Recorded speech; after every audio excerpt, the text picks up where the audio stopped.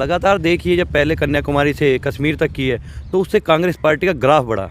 राहुल गांधी की जो सोच थी, लोगों का बदलाव आया कि राहुल गांधी को जो एक पप्पू की नज़र से देखते थे उसमें एक मैच्योरिटी आई है।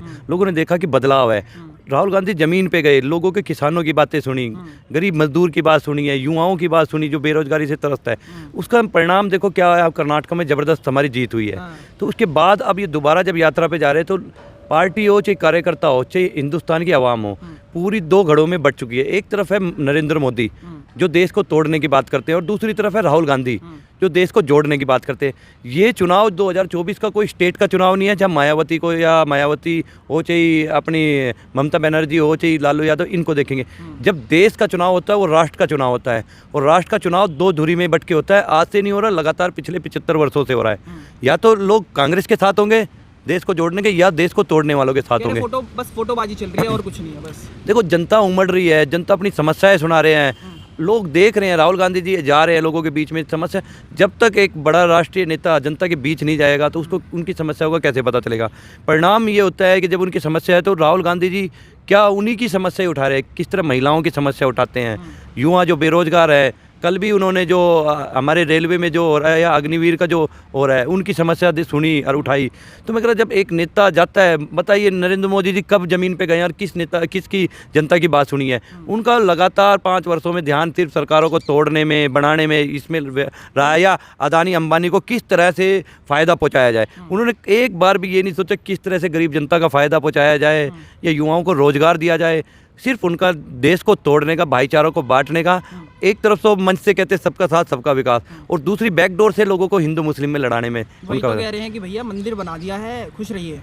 देखो, हमारा अच्छा है मंदिर बनाया, लेकिन जब एक युवा निकलता है या मजदूर होता है या गृहिणी होती है, वो पहले रोजगार मांगती है। गृहिणियाँ महंगाई से निजात मांगती है, मजदूर अपनी न्यूनतम मजदूरी मांगता है, किसान अपनी MSP मांगता है।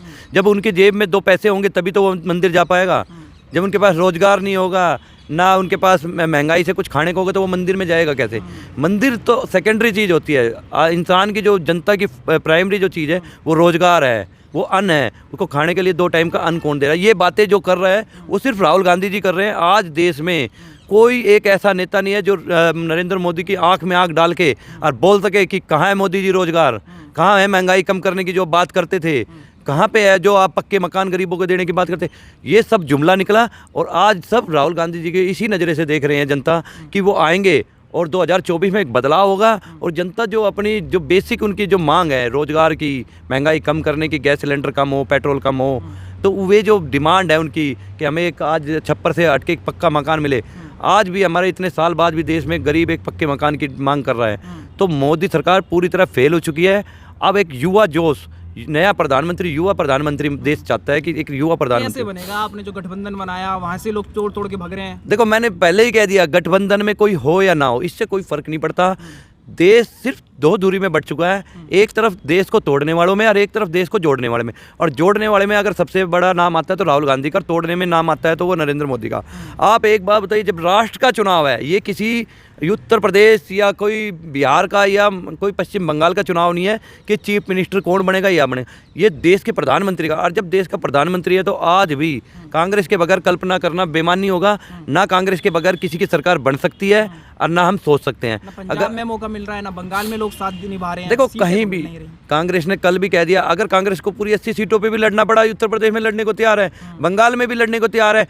ममता बनर्जी कह रही 2 सीट ले लीजिए। अरे 2 लेके 2 जीतने से तो अच्छा हम सारी सीटों पे लड़के 2 जीते। गठबंधन का क्या मतलब है? ये इंडिया जो नाम दिया है, अगर ऐसी अकेले ही लड़ना है। देखो, इंडिया का मतलब है जो अगर राहुल गांधी जी के साथ आना चाहेगा तो उसको खुले मन से स्वागत है, और जो नहीं आना चाहता, अलग लड़ना चाहता है और चुनाव के बाद आना चाहता है तो उसका भी स्वागत है। अच्छा, लेकिन है बाद में भी आ सकते हैं। देखो, पहले भी हुआ है। अगर 2004 में भी सरकार थी, कोई नेता नहीं था, सब अलग अलग लड़े थे, लेकिन 4 के बाद जब परिणाम आए थे और जब लगा था कि कांग्रेस सरकार बना सकती है तो सब एकजुट हो गए थे और कांग्रेस पार्टी ने सरकार बनाई थी। और मनमोहन सिंह किसी ने सोचा नहीं था, ना कोई 2004 से पहले प्रोजेक्ट थे। तो 2004 के बाद जो प्रधानमंत्री बने वो मनमोहन सिंह चले, और जो देश ने आर्थिक तरक्की की और देश में जो मतलब उदारवादी लोगों का मतलब इतना बढ़ चढ़ के उन्होंने वो किया, तो 2004 के बाद ही किया है। अच्छा, ये सवाल बहुत उठ रहा है कि बोला जा रहा है कि भैया जिस तरीके से राम मंदिर बना है और जो तमाम मस्जिदें हैं वो भी हम कब्जे में दे दो, अच्छा रहेगा। इसे कैसे देखते हैं? देखो बात यही है कि जब आप 5 साल कुछ करते नहीं काम और आखिरी के जब 2 महीने चुनाव के रह गए तो आप यहाँ पे मस्जिद है, वहाँ तोड़ना है, वहाँ तोड़ना है।